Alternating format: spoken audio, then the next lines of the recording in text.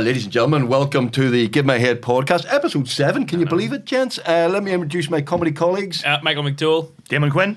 And we have a very special guest we'll get to in a minute, ladies and gentlemen. But before we do that, we're very, very, very excited that the Give My Head podcast has a superb sponsor. Can you guess who it is, ladies and gentlemen? I'm just going to enjoy this wonderful cup of coffee with a... Hang on, can you read that at the front? It says Drip. Drip. Drip is a brand new coffee shop on the Omer Road up near Little Wings, I think they are, on the top of the Omer Road. They're very kindly sponsoring the pod. We're absolutely delighted. I've got a couple of notes here. It says it's a restaurant that specialises in brunch. It's got Hong Kong French toast. You ever heard of Hong Kong French toast? No. Can you guess what Hong Kong French toast is? I might have heard of it in Hong Kong. Yeah, it's one of their favourite dishes. It's French toast stuffed with peanut butter. Micky Bartlett is looking very interested. Yeah, that's your dinner. So French toast stuffed with peanut butter. The best coffee in the country. They serve their own drip blend of coffee, which is roasted locally in Newcastle. That's Newcastle, County Down. And they are dog friendly. Yeah, no, that's okay. I'll still go. You'll still go? Do you not like dogs, Tim? I'm not a fan of dogs. No, I don't like dogs. Why? What's wrong with them? I don't like the smell of them. You have dogs in your house, and you don't think your house doesn't smell. Your house smells. Your car smells. You tell my wife that. Yeah, it does. It smells a dog. No, stop with Drip. Drip are lovely. I know people like to go out with their dog. You're very, very welcome at Drip. And by the way, ladies and gentlemen, you go to Drip on the Omer Road. Do you know what you do? All you have to do is go in and say is, give my head peace, and they will give you 20% off your food bill. That's not bad. A fifth off your food bill. A fifth off your food bill. That is fantastic. Well done. Thank you very much to Drip. We really appreciate your support, and we will be up there, and we'll be sending people your way. This is our 7th podcast, ladies and gentlemen. We've had all sorts of people on. We've had comedians. We've had serious people as well. We're delighted to welcome to the pod this week a very good friend of mine, and definitely one among the top 2 Bartletts, comedy Bartletts. If you want the funniest Bartlett in the country, what you do is you ring Micky and go, is Kieran available? Kieran is unavailable as he is selling out the... I'll do it for less. The Grand Opera House at the minute. But Michael, you're very, very Thanks welcome. very much. Micky, It's a pleasure to be here. For joining us. I'm actually very chuffed to be in your company, all three of you. So this is my 15-year-old me is like, fuck, are you serious? Are you one of those? Quite a few of the comedians who said they were kind of grew up watching Give My Head. 100%. I actually have a very funny story. I sent all three of you an email when I had just finished uni. Just finished my A-levels. And I was about to go to uni to do drama. And I emailed all three of you going, look, I don't want to go. Can I just be on Give My Head? And Michael, you got back to me. Did I? This is right. What a guy. Back to us, Yeah, like it. Go back to, and then Did I go fuck off? yeah, it was a very polite way of going fuck off. But I went to uni, finished my degree, and then went to see you guys in the Millennium Forum. Right. And this is one of these when I think back, I go, Jesus Christ. So you were doing a meet and greet in the bar. Right. Afterwards, and I went over to you and went, do you remember getting an email from someone going, give the job, please give the job? And you went, yeah. And I went, that was me. And I realised I looked like a fucking psycho. I'm just following you to work. I still want to work. I would love a job. If it's fun going. So you started comedy very early. By the way, the Kieran thing, you're cousins, but you're not. I think we're third cousins. Oh, right, you're not even first cousins. Yeah, our dads are cousins. So what we did was completely legal under the eyes of the law. The Pope's fine but with it. You started before him, didn't you? Yeah, so I started twice. You encouraged him. Yeah, so I had been going fault. I'd been going about 2 years, and Kieran came over to me outside the pub one night, and this is the first time we'd met. And he was like, mate, love your stuff. And I was like, and I was doing that kind of like, thanks, kid. Like, yeah, you'll get there one day, big guy. And then Kieran goes, yeah, I'm thinking about doing stand-up. And I'm going, man, just get up and do it. Just let it, enjoy the space and, blah, blah, blah. And then he's like, we're cousins, by the way. And I went, don't you fucking dare do stand-up. I'm the funny one. And then, 10 short years later, he's doing arenas and I'm still living in my man's house. Yeah, but in Lurgan, so I mean, you can't. You've got palatial. Is it good? Lurgan? Oh, Lurgan's class. It's good. I slag off Lurgan quite a lot, but Lurgan's actually all right. It's worth slagging off too, though. It's. I'm very proud of it. It's a great wee town. It's the one town in Northern Ireland where you cannot do live comedy. You can't? You just can't do it. Because there's no venues? There's loads of venues. It is a live comedy. Well, that's the thing. Everyone thinks they're funny. So you just can't. I've had the worst heckles of my life in Lurgan, like effective ones. Like a woman walked to the front of the Hurtful stage, one? really hurtful. A girl walked to the front of the stage once and just whispered, "You're not very funny," and no one else heard it. And I was like, "You bitch!" I was like, "You really got me there." It's on stage crying like, "You're my teacher." For fuck's sake. I quite like. I'm a big football fan, and Glenavon Football Club. They're very nice, good. Because also we'll go down and usually beat them as well. They're a very nice bunch of people down there. It's the taking part that counts. That's the town motto. Yeah. Okay. Well, look, you were young and you kind of followed us, which was lovely. Yeah. But we need to bring something up. That happened about 10, 11 years ago. There was an issue with the hole in the wall guy. We were flying in the BBC, right? And we'll not mention any names, but a certain person got in charge and scrapped Give My Headpiece. And then we had Dry Your Eyes, and they scrapped Dry Your Eyes and blah blah blah. And we said, better go and try our radio show again, Perforated Ulster, right? And we had a pilot to do for a show called Perforated Ulster. And the BBC, being the BBC, said, "You guys are a bit old. We need to get you freshen it up, get some young people in." So we hired a certain Micky Bartlett. Oh yes, I remember that pilot episode, right? Pilot. We were very nervous because this is a big deal for us. We had an audience and all there. We'll have everything ready because you and somebody else on, and we were writing new sketches. And then I was about to leave to go to work to get ready for the show, and I got a phone call from Micky Bartlett. What did you say? I think I was sick. I wasn't well, was I? Called in sick. That was it. But it was definitely. I know. I was kind of sick. You were hung. It was. It wasn't even. You hungover. were hung. Oh. No, I was going, I'm really shite at this. I was like, I'm really not good at this here. I have a drama degree, I can't fucking act. I think I realised once you take my face away, there's nothing funny happens. It's all grimacing and Well, we want you to know that no hard feelings. No hard feelings because we didn't need you. Is that all right? Is it all right? Look. No, we did. No, we eventually didn't have you, and then they give us a series, and 12 years later, we're still going. And See, you're welcome. We've won 4 Celtic Media Awards for Best Comedy, so up yours. I like to think I had a part in that. If I had stayed on, it would have been one series. Remember Monumental? Exactly. Yeah. Yeah, I remember Monumental. That was a very good attempt to have a panel show. Yeah, I was fuck. Very good attempt. Yeah. Came a close second. It was one of those ones, great lineup, and then you go, what the fuck happened to that show? They were good. Monumental was all right. It was. I think there was a wee bit of. I sort of always look at it as a wee bit of BBC bureaucry, kind of made it very hard to be funny. I know, not that happens. I mean, but it was because the lineup was me, Michael Smiley, Jim Owen, Adam Hills, and Andrew Maxwell. So it was a really good lineup. And you would. It was one of those situations we'd recorded in September, but it was going out in March. So they had 6 months to sort of pick over it and go, that's too far. And so by the time it went on TV, you're all excited getting the family around when you see, and you go, the fuck? Where's all the jokes? So yeah, that was one of those kind of. But it was. Was that one of the ones where the recordings went on too long as well? Fucking and we were doing 2 a day, so it was like 2.5, 3 hour records twice. No. So yeah, Blame Game. We just rattled through Blame Game. It's an hour and a half, absolutely. Yeah, absolute maximum. And the great thing with the Blame Game too, it's recorded on a Wednesday. Goes out on a Friday. Thursday. Recorded on Thursday night. So there's no time to pick over things. Whereas we had, I remember the funniest thing I've ever said out loud was on Monumental, and it was because the idea of that show was that everybody there was 2 rounds where there were jokes. So one round was who do you wish was Northern Irish, and then it was what would you bring back to Northern Ireland. So it was essentially the same joke 64 times over 2 series. And I'd tried to play this part of I was the only person still living here, so I would try to be the sort of, well, that won't work because of this, and someone had brought up Christian Grey, the character. Oh, right. 50 Shades of Grey. 50 Shades of Grey. And I think Jamie Dornan had just been hired for the movie. So someone was like, yeah, it'd be great if he was Northern Irish because, the sexy talk would be up them stairs, Anastasia, you girly, and all that sort of stuff. And I went, this is why it won't work. In that show, or in that book, there's a lot of lingerie involved, a lot of sort of kinky pants. And it's always ripped off passionately. I said, do you ever try and rip off a onesie? And then I said, also there's lots of sex toys involved in it. And if he was from Northern Ireland, he'd turn up to your front door and launch a dildo out of a plastic bullet gun. And I remember the camera crew laughing. And it took about 2 minutes for everything to die down. And one of the producers just walked over and went, what's not going in, don't you? I was like, yeah. Well, do you know that you're absolutely wrong, by the way, that Christian Grey is actually based on a fella from Northern Ireland? Really? Do you know that? Yeah. There's a connection with the Hole in the Wall gang. There's a fella called Niall Leonard, used to be a script editor in the BBC. Niall Leonard was a script editor on 2 Ceasefires and a Wedding, but the first 4 or 5 series, Give Me a Headpiece. Probably more. Brilliant guy. Aye.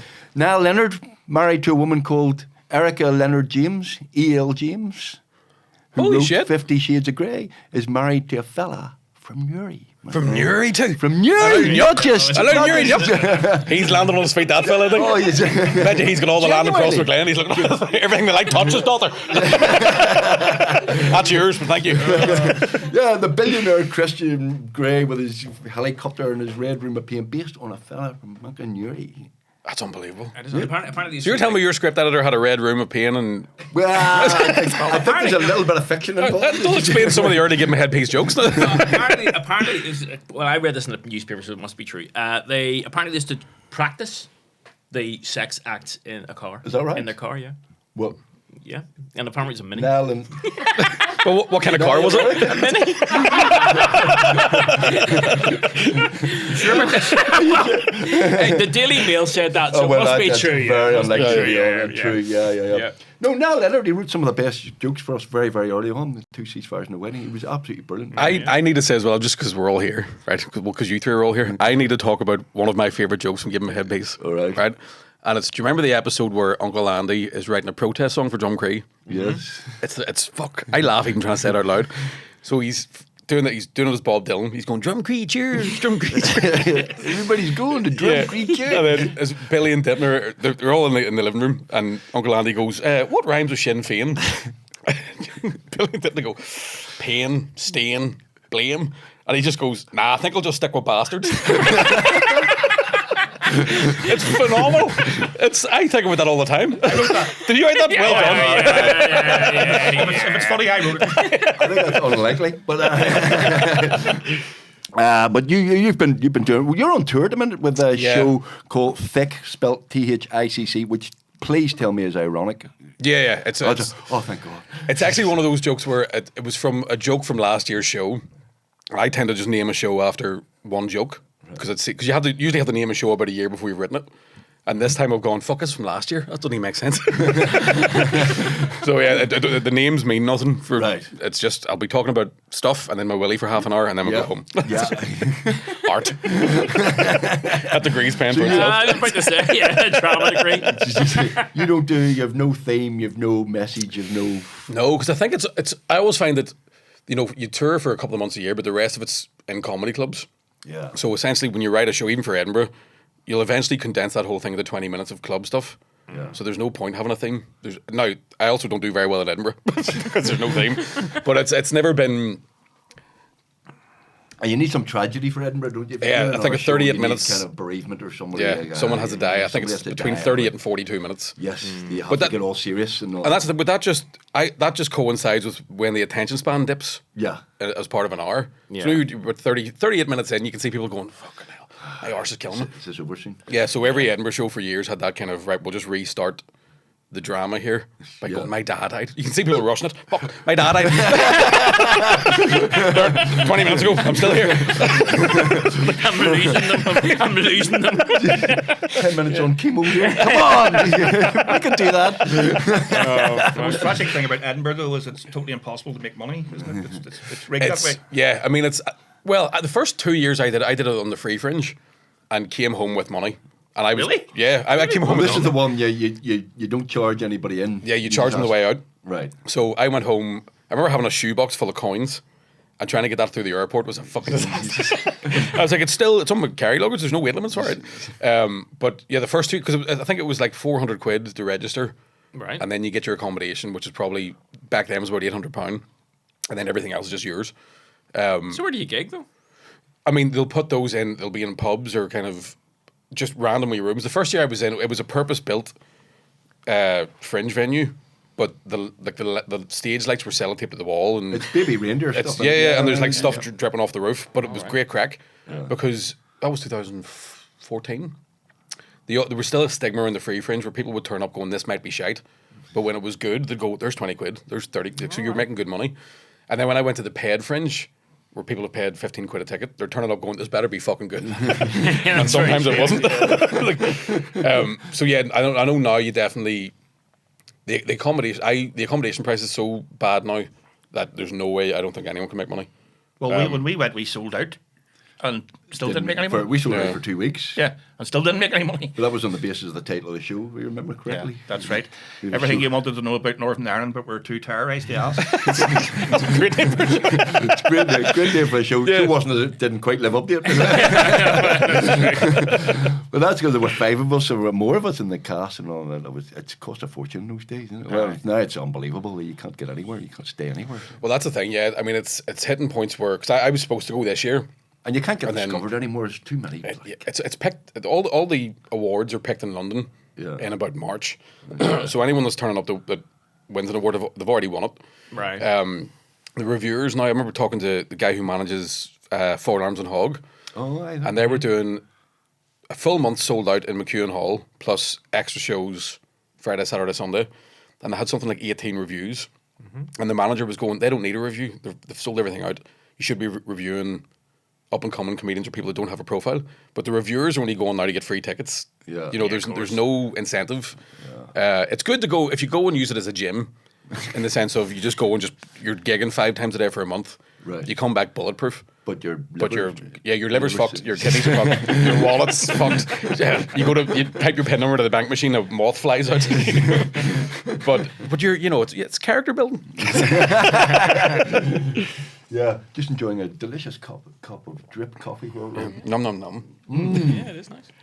Drip is lovely. I'm doing a tour, by the way. Did you know that? Have you? Yeah. You were saying, Yeah, I've just by accident got a leaflet here. It's Tim McGarry Ridiculous. I'm on tour at the minute. I actually did my first one there on Friday night. Uh-huh. Yeah, it went very, very well. And do they pay on the way out? In your Yeah. case, or do they pay on the way out? Where was your one? The lyric? I was in the waterfront. Doesn't matter. You're in the waterfront, and you were in the waterfront on Friday night, and I was in a half-full Antrim courthouse. But the quality of my audience was superb. I would They say were so. Very, very Yeah. discerning Yeah. people. Very, very discerning. They love the stuff about my father dying. 15 minutes on that. But no, I'm trying to get back into the stand-up because I haven't done one in 8 years. But Is that how long it's been since you've done a tour? Well, a proper full tour, yeah. And it's just exploded now on the number of comedians. And we did that roast the other week. Yeah. Remember that? Barely.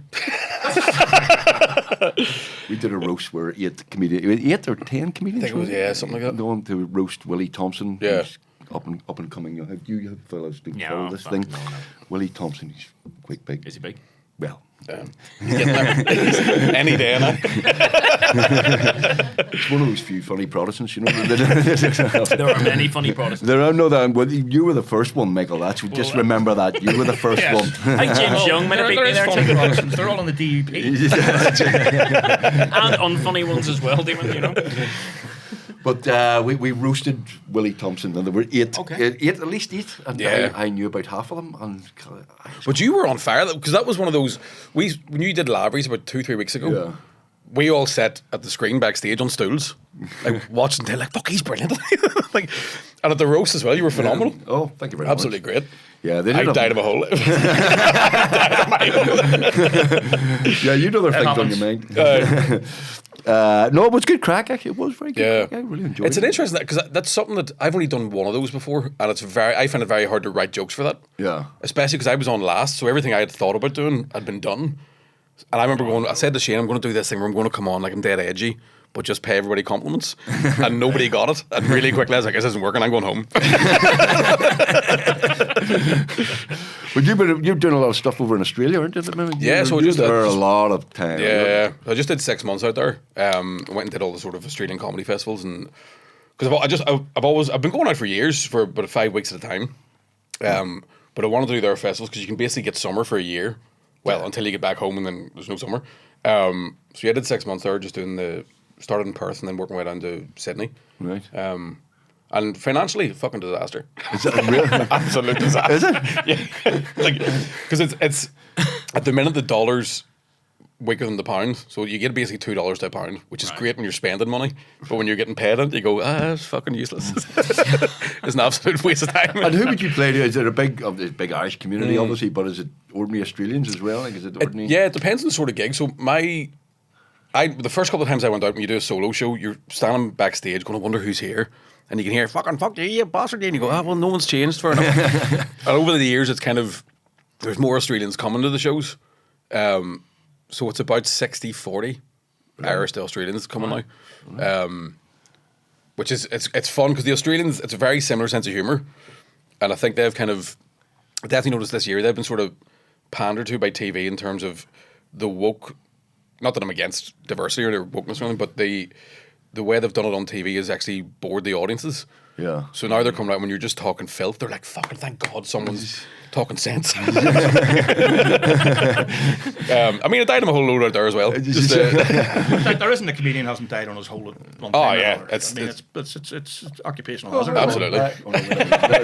No. Sorry, I've just got a flashback to something. It's okay. I know. There's definitely. I still have ones. I'm my first proper death is the worst one I've ever had. Yeah. So it kind of makes you bulletproof beyond that.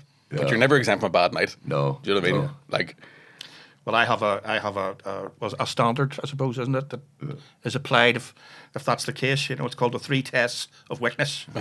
Like, you know, so you look at it, and somebody's on performing. Is it wick? That's the first test. Right. Is it obviously wick? Yes. Does it make you feel wick watching it? And lastly, and more importantly, do you feel wick for them? And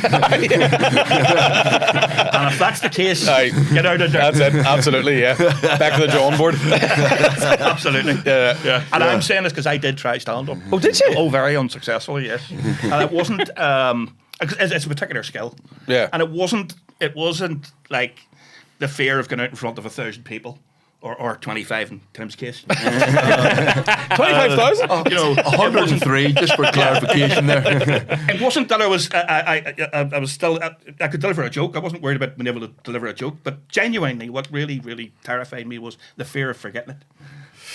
The fear of your head emptying. Yeah. You know, you've got good stuff, but you can't remember it. But that's what I think is I think acting's harder because if you forget it as part of an ensemble cast, you fucked everybody's night.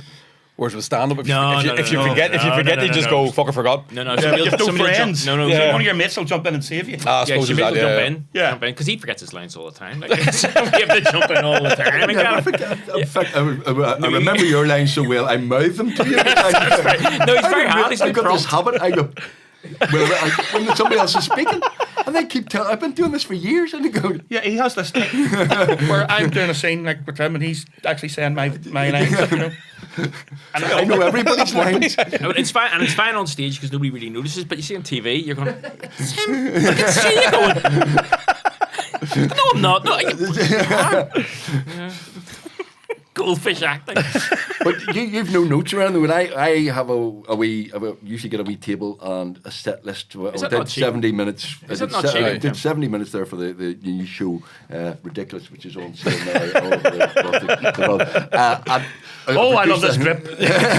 Lovely stuff. I reduced that to basically 10 words. Yeah. So there's a wee table, and if I forget something, it's like a comfort blanket. You Yeah. go, but you've nothing. You know notes. It depends on the But big you're more shows. experienced, aren't you? You're kind of. Yeah, but he gets tattoos on his arm. That's all Morse code for jokes. That's the closer. See that third one down? That's hilarious. That's actually where my granddad dies on that one. That's the one about the priest. Oh, that one. Yeah, you need to get rid of that one. That's very. Oh, unwoke. that's, you can't say it anymore. You can cancel for that one. Oh, yeah. It's gone to his PC gone mad, that one. I'll see, yes, bad boy. But I'll have a set list for the likes of the Waterfront. I'll just put it on the monitors. monitor, right. But what I've noticed is because I'll write the set list out before the show, but I'm not fucking nervous. I can't read the writing. So I'm on stage going, all right, anyway, any students in? But it's definitely something I figured out pretty early on, that I have a better standard of written English than I do an actual vocabulary. Right. So if I try to write a set out, it sounds like Dylan Moran or someone who's really, arty and Clever. clever and stuff like that. But Sorry, I didn't mean that. Yeah, I couldn't think of the word clever, so that's how fucking smart I am. Well, the show is called Thick. Someone dead smart or something. But I tend to sort of write on stage. Yeah. So I'll go down to the Pavilion or Lavery's or something and just jump on for 10 minutes, and so you die in your hole a lot. Like Yeah. people have seen me die more than they've seen me do well, probably. But then you're one of those comedians, and you've done everything, like from warm-ups to everything, Yeah. every hole in the hedge to comedy to like club gigs to hall gigs. Yeah. Everything, And yeah. everything. Yeah. I'm the Jamie Bryson of stand-up. I'll get on top of a bin. This thing on. Yeah, and I've done it a couple of times after big shows. Yeah. So the first time I did the Waterfront, the next night I was in a bar in Cookstown, and nobody turned round. Like, I walked out and nobody gave a fuck. And then kept drinking. I swear to God, and it was a ticketed event. Like it was like they bought tickets to go fuck off. And then I did. A couple of weeks ago, did the Waterfront on Friday night. On Saturday night, I was in Dunmurry Young Boys FC. Oh, Like a bear pit. Right. Absolute. I got a standing ovation. Just because they were that drunk. They went, it must be funny. I don't know what he said. Just keep you grounded. And corporates, you like those guys? Saw me at a Nah, corporate once, and yeah, I felt a bit sorry. I remember being being. I remember, was that the bar and restaurant? It was it was quite a big one. There was several hundred people. There was at, that one too, yeah, that was a bad one. What do you call that? Shaw's Bridge one. It was the fucking truck one. Yes. It was. I had to follow the award for best lorry. I swear to God. And I'm going, if this isn't Optimus Prime off the Transformers, it's a Scania. Fucking you, it's a Scania. Here's Micky Bartlett, and I just didn't give a shit. But I can remember me and you doing one for. It was the bar and restaurant association. It was in the Titanic. It was at the bottom of the staircase. Yes. And I walked in. We were hosting it, and I went. So I hadn't seen you in ages, and I went, "How are things?" And you just straight away went, "They're a fucking pack of animals. They're all drunk." I could just see the Vietnam stare in Tim's eyes. I was going, "This isn't going to go well at all." I think it was Burr Jake O'Kane told the story about doing the gig out in the sticks. And the guy the comes whole up to gig? this, who's booked him. He says, and just before he goes on, this is literally just before he goes on, he says, now listen, son, see when you go out there, no jokes about religion. I don't like religion here now. No jokes about religion. Oh, and another thing, no jokes about politics. I don't like politics. No jokes about politics. And he goes, right, okay, I'm about to go on. And another thing, no jokes about sex. I don't like sex in here. So, time to get out the back. No, but it was also done in a fireplace, in front of a fireplace, in the front room of a pub, in front of 12 away Some of the ones you did, I remember. That's right. He said his arse was getting roasted in the fireplace. Not only that, but like, sweat stripping off him. He's trying to do this. Rewrite his whole routine. I remember doing one once. It was and it was Colin Murphy told me this tip. If somebody asked you to do like a corporate, you basically said 2 months rent. That's the fee for it. Yeah. So this bloke phoned me up and he's like, "Would you come down to the club and do a wee turn?" And I went, "I'll see." I went, "What?" Like, he asked me how much I wanted, and I think I said something like 1,200 quid. And he went, "No problem." And I went, "Right, fuck." I was like, I can't believe I'm annoyed about this. And I went home to my parents, and Mum was like, "So where are you gigging?" And I told her, and she said, "Who booked you?" And I told her who booked me, and she got real quiet. And then I went into my dad, and Dad was like, "Who booked you?" I told him, and he went, "I didn't think he was out yet." And my ma goes, "He shouldn't have got out the first time." And I swear to God, right before I went on, the guy put £1,200 in cash in my top pocket. I was going to say, you see, that would have been tapped me in the cheek and went, "Don't fuck it up," right? And I told the fucked it taxman up. about that? Oh yeah, the taxman knows all about it. Yeah. Well, it was the taxman through Jerry, but I remember checking the notes for balaclavas and the Queen and all that. And it was. I think there'd been a couple of players in that club had died during the year, so they had a whole posthumous award thing for that. And then there'd been a terrible accident the night before, and somebody was hit by a bus, and then it was anyway Micky Bartlett, and I just fucking died on my arse. And I remember like walking into the room and knowing I was going to die, and hanging my coat up by the door so I could just run, just like run straight out. That was horrible. Some of the ones you do are just like fuck, loads of them. I remember bringing a girl down to one once. No, it was a whole gig too, and I was like, no. wanting me to see Daddy go to work, and I died on my. Just didn't talk the whole way home. Like, shut up. Well, you see, when I used to practice at a bar, search the street, and I brought my girlfriend to say, I thought, that's so really impressed. I'll go to court, and she'll see me like going, yeah, I've caught you out, Jacques Hughes. Fucked it up. Fucked it up. And she said, and we were going to the door, and I said, well, what do you think? She said, I think you should give it up. I can't believe he got away with it. I think you should be a comedian. Years. Oh yeah, I've totally fucked it up. Yeah. And years later, that man booked me for a gig. 12 years for parking on a double yellow line. Oh fuck. What about the time you got this guy off who was the wrong guy? The wrong guy? It was genius. Yeah. Well, I had all these cases on, and I just what used to happen was you would be a bar, and all these kids would suddenly arrive in your pigeonhole that morning, literally like 9 o'clock. You're what the fuck is it? And so you were literally going around to Belfast petty sessions with about 15 files, and you went, and you're a junior. You thought, I'm gonna have to take work. And they were 30 quid a pop. And usually it was just a wee plea saying, he was speeding a bit and he's really sorry. And the judge would go, no problem. But there's one guy I couldn't find. He kept going, like, would you call we'll call him Mr. McGill. Mr. McGill, Mr. McGill. So kept going, I kept delaying it. So finally I said, there was nobody else left, just me in the court with the judge. And I said, call Mr. McGill. Would you call him? And the guy went, Mr. McGill. And this guy walked in. And I went, right, you shut up, you don't say anything, I'm going to plead for you, and you'll plead guilty to all these charges. And he went, no problem, and we'll get you off. And he went, okay, that's Mr. McGill, and I gave him all these charges. And he went, okay, well, on this occasion, I'm not going to put him in prison, I'm going to let him walk free. So I went, thank you. So I went back to said, there, you're sorted. And he went, I'm not Mr. McGill. So, this Mr. McGill sounds like a lunatic. I spent a bit of chewing gum out. So Mr. McGill didn't go to prison, but it wasn't him. Oh, God. There's any Mr. McGill's out there. He didn't you. There's a Mr. McGill right now chainsawing up a body like that. I was close. And this is why the three of us became comedians. What was the transition from that to comedy? What does it feel like? No, I was much funnier in court. Well, the pay cut must be a fucking nightmare. There's similarities, is there not?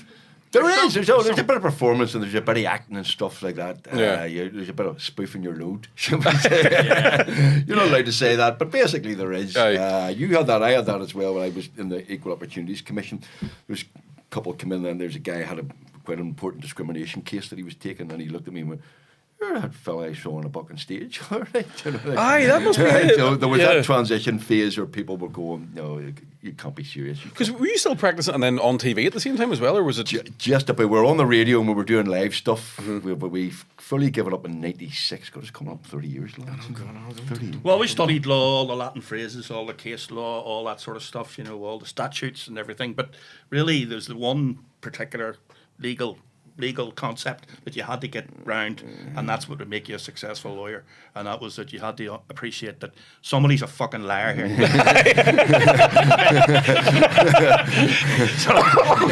How do you say that in Latin? Your Honour, somebody's a fucking liar, and it's not my client. You're bound to be able to go, Your Honour, I smell shit. Somebody is spoofing their load. Yes. If it smells like shite, it is shite. So you never had a proper job then? You never? No. I was in the civil service for about a year. No, so you never had a proper job then? That civil service job, though, I remember, because it was a temporary contract, it was a 1 year thing, and the day that I was leaving, I remember turning to my boss and going, if you let me keep this job, I will give up on all my dreams. It was the easiest fucking thing. All I had to hand the ticket out for the dole. There you go, mate. Me with a degree and all. There you are, mate. All the best. Best of luck. That you're a Poke fan? Say on. Go ahead. Yeah, that was good times, that. That's because actually today, it's 13 years today that I've went self-employed. Wow. With stand-up. 13 years. And did you have that 3 year gap before the tax man came to get you? Well, that was the thing, yeah, because it was 16 years when I started. Yeah, it is actually 3 years. I mean, I didn't make enough, I think, for the first 4 years to pay tax. They just came up on my Facebook today. I was like, fuck, 13 years self-employed. Wow. That's pretty good, isn't it? Yeah, I lived with my mum. Lived with my ma for 10 of them too.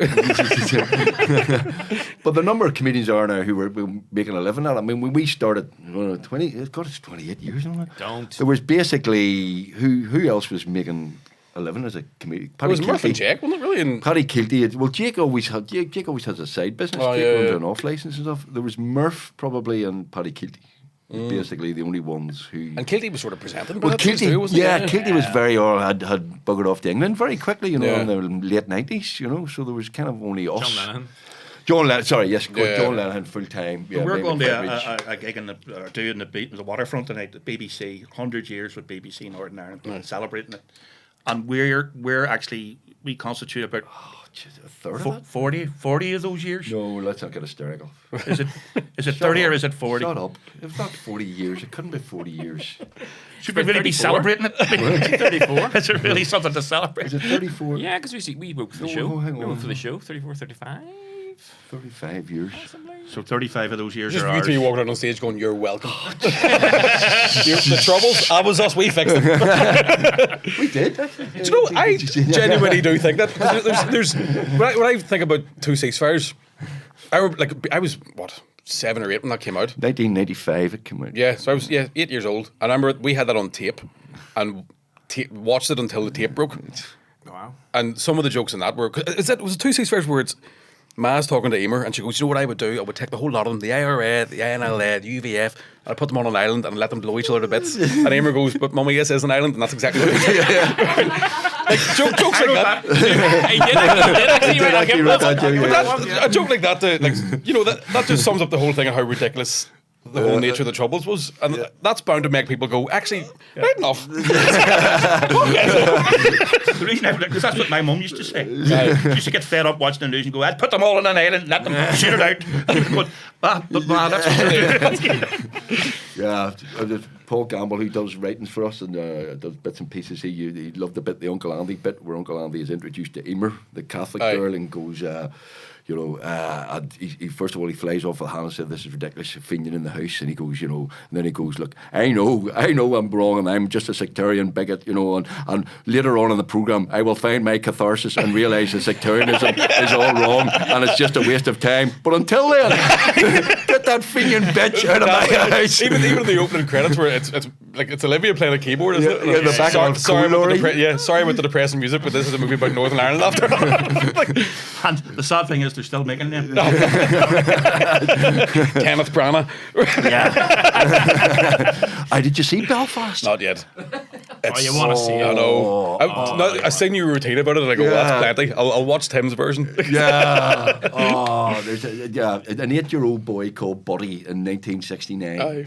Buddy in Belfast. And they play basketball. Protestant boy. They play basketball? They play basketball. I don't remember that bit, do They they? play basketball. They shoot hoops. They shoot hoops on the falls. No, it's North Belfast. Sorry, North Belfast. Sorry, Tigers Bay. Shoot Serious? hoops I in don't Tiger. remember that. And he goes to a multi-ethnic school as well. He does go to a multi-ethnic school. That's right. in North Belfast in 1969. You going to tell me Michael Jordan was from North Belfast?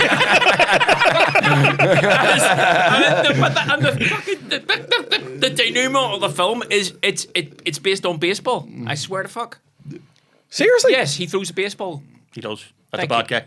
Yeah. at the bad guy. Knocks him out with a baseball. You sure it wasn't a slither?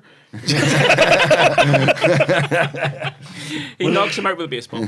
They've updated it now. They've done Kneecap, which is a bit updated version Aye. of Belfast, but not much. Probably a real version. Yeah, Belfast Yeah. with a lot more drugs and coke and stuff, Yeah. and hip hop and rap. And you know me, I love hip hop and rap. You're mad for it. As Yeah. much as the next 6-year-old Yeah. man. The amount of times he says the N-word. Yeah, Northern Ireland. Yeah, down with it. It's the north of, actually. Don't stop me. Have you seen Kneecap? No. I haven't seen it yet, no. Sometimes, occasionally, I watch Shane Todd's podcast, and you and various people are on that all the fucking time. And It's nice to get out of the house. I worry about my cultural references because they're talking about bands and hip hop and stuff, and I go, See, that's starting to happen to me as well. I made a reference the other night on stage, and the whole crowd were like, "Huh?" And Connor Keys went, "Wow, have we hit that point now? Nobody remembers RoboCop? What?" Like, yeah, the film. Or Robo Healer. Is that why my stuff about the B specials isn't landing? Yeah, people think B specials is a vitamin now. It's a type of E-tab or a B special. Yeah, you've hit that. What age are you? 37. But there's definitely points of, because I think the way audiences are coming out now, it's there's a lot of TikTok and a lot of podcasts, so it's younger people are starting to come out, Right. And you just find yourself going, "Fuck, I'm really older than them." Yeah. You know what I mean? Like See, a 20-year-old. I'm 17 years older than a 20-year-old Yeah. now, and I still think I'm 17 in my head. Yeah. And that makes sense. That's because you've And never coffee's grown up, kicked in. Mingle. Why would you? That's why I hate to see myself on TV now, because I don't recognise who's that fat out there, you know. I swear this happened to me once. I went back to McGee Uni when I was about 27. I went into the toilet and was washing my hands and looked in the mirror and expected to see the 19-year-old version of myself in the mirror. And I went, "Fuck!" Because I had no braces and no blonde highlights. I had no pimples. You mean you're better looking now? I've aged like milk. Thank God for beards. Yeah, bloody hell, we are. No, we see, that's why I really enjoyed Lavery's, because I was the oldest in Lavery's by about 30 years at least in there. 30. No, it depends, because Lavery's tends to get it's a really good actual, like, they're comedy fans. Yeah. So you do tend to get They're a nice a audience, spectrum of ages. And it's Yeah, it definitely feels like it's the sort of place where people go if they actually love stand-up. Yeah. And you do get some regulars who are happy enough to see the same jokes because they're kind of... The one good thing about podcasting is people are now kind of into the process of it. Yeah. So they understand, right, I know you're just trying this out. It'll be slightly different next week and slightly different the week after that. Or they're deaf. Or they're deaf. Or they're deaf. Yeah, that's ironic that I went, what? So yeah, but you fucking murdered it. You were brilliant, like. Did you hear that? I murdered that. So No, I was on. 103. I was trying out you got 103. 103? The first Lavery's is sold out. Not the Lavery's, the Lyric is sold out. The second one's selling very well on the 17th of November. But, Is that for that tour you're talking about? yeah, that tour. Did I tell you about that? What is it called? It's called Ridiculous. It's about, yeah. Oh, drip. Lovely.